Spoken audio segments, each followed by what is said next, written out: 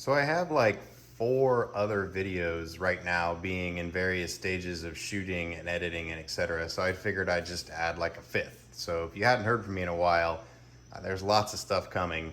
It's just all happening at the same time. So this extra video is talking about putting the firewall braces in. I had to wait to do that. I would have loved to have done it when the whole front end was off and I could have gotten, plenty of access and everything like that. But I had to wait because you want to get the majority of the weight on the car and get the suspension kind of somewhat dialed in so that when you weld in these braces, they don't weld a twist or a bend into the car you don't want.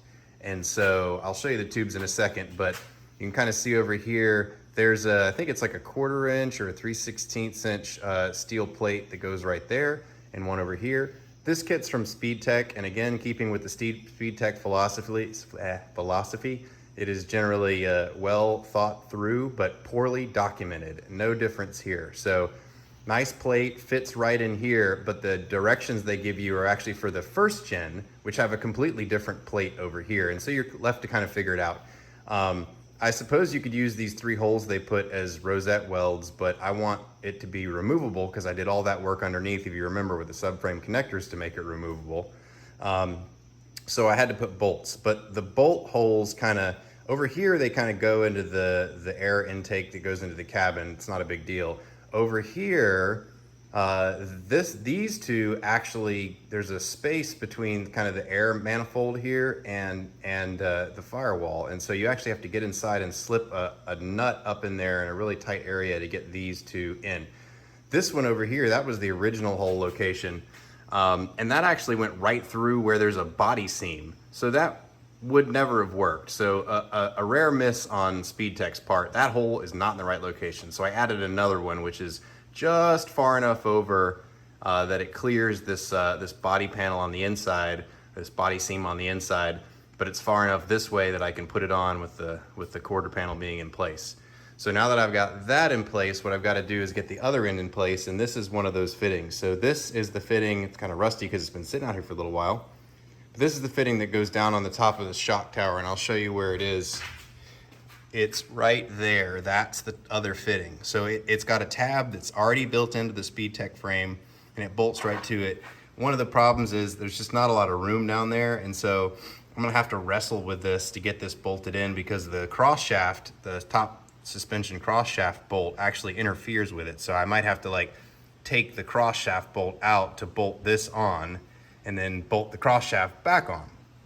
But anyways, once we get that attached, and once we get that plate attached, then what we're gonna do is we're gonna use these tubes. I'm trying to remember which one's which. I think this one might be here.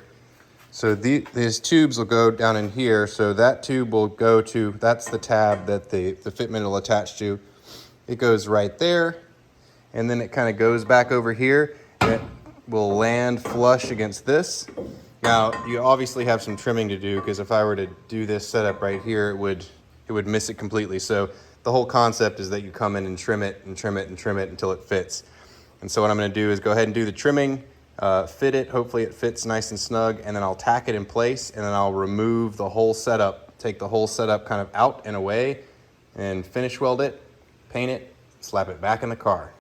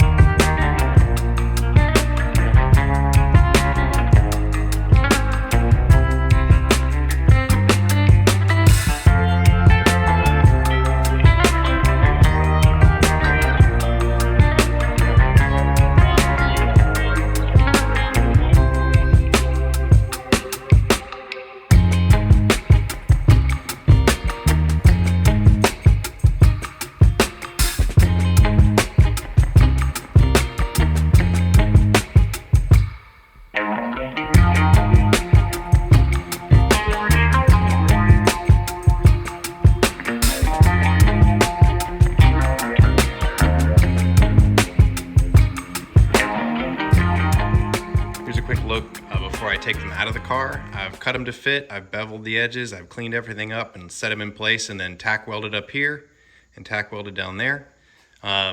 They seem to do a pretty good job at fitting in there without too much hassle. I ended up having to reverse the cross bolt right there and flip it so the head of the bolt was on this side to allow me to get the bolts holding the lower fitment in and out, but that's not too bad.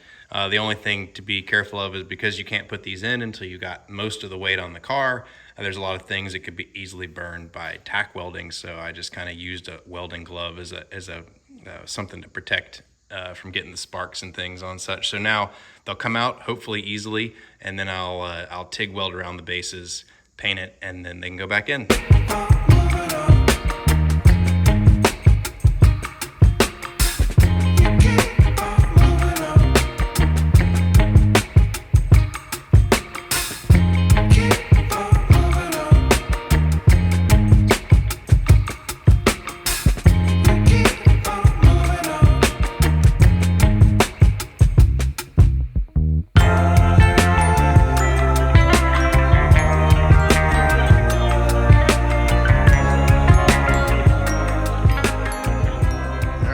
Welding is complete. It seems like I go about 3 months between actually using the TIG, and so it always takes me a couple of welds to get back up to speed. So they kind of start out looking like this, that are, you know, passable, but oh, there's a little tit right there, and just nothing great. But by the end of the welds, I get down to something that looks better.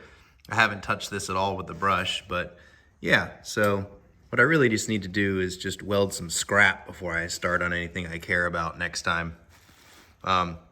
Another point that I'll make that I'm sure the pro welders or just any welder better than me will know is don't forget to clean your filler rod, because this is what comes off of it with just a little acetone, and that'll all go in your weld. The other thing I started doing, and I didn't see this anywhere, and maybe it's stupid, but I always bend the non-working end of the filler rod. I just give it a little kink. Number one, it lets me know which end that I've started on and which end that I've cleaned, because you usually don't get it cleaned all the way down to the tip. So this is like the dirty end. Also, I bend it so when I inevitably drop it on the floor, it's easier to pick up off the floor with gloved hands. So that's just something I started doing. Maybe it's stupid or maybe it's common. Anyways, we'll put it on the car and take a quick video of that and call it a day.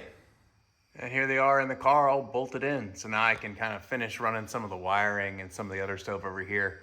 All in all, went in pretty well. Not too bad. A couple of critiques, or at least one critique. As I kind of mentioned earlier, it's really tight up in here. This is where the lug comes down and it gets bolted, and there's a couple of Allen head screws in there, Allen head bolts. This is just really tight. It's tough to get a wrench. You can't get a wrench from the top, which means you need to take the wheel off. And because they want you to bolt everything in place when the car is on the ground and on the tires, it makes it almost impossible to do. So you have to kind of use some like supports or jack stands underneath here to get the weight right. So that's a little fiddly. I just don't think it needed to be that tight in there. That probably could have done with a slightly different design. Anyways, it does definitely seem to stiffen it up. A few videos ago, when I was kind of trying to show that when I lifted the car up on the lift, you could see the whole front sag, not because of any flexibility in the subframe, but because of flexibility where the subframe bolts underneath the unibody. And now that's completely gone. Now when you lift it up off the ground, everything stays exactly where it is. It's imperceptible. So anyways, I'd say it's definitely a high on the list of things to do if you're building up one of these to do any sort of racing. Definitely think about doing those subframe or those firewall braces.